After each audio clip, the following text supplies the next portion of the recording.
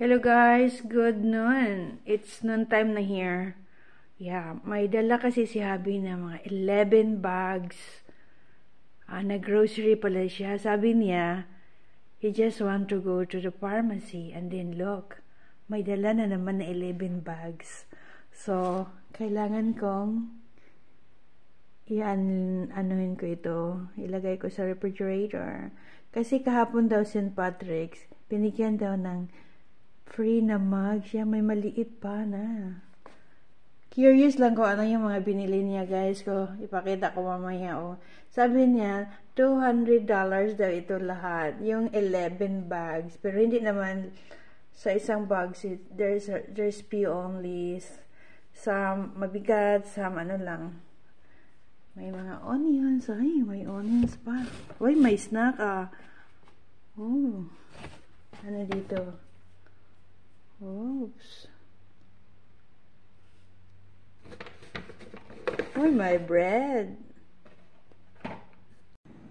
Ito na guys, ang first, ang laman sa 6 bag. Ito lang, bread, snacks, oatmeal, chocolate, yung whipped cream, and then, may mga canned goods, may burrito siya, may vinegar, tsaka onions, kamatis.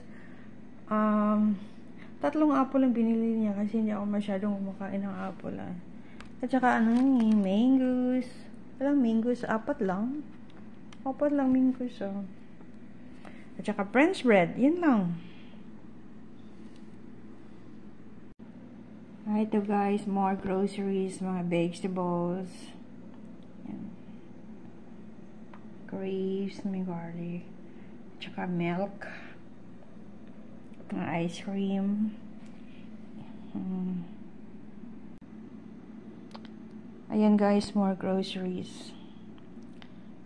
Tilapia fish. Tsaka may meat, tsaka garlic, tsaka mga gulay. Prutas, cucumber, and grapes. Tsaka here are the ice cream, apple juice, whipped cream, and others. Yan. Yan na. Nabili ni Habi guys. Pinasok ko na sa refrigerator yung iba.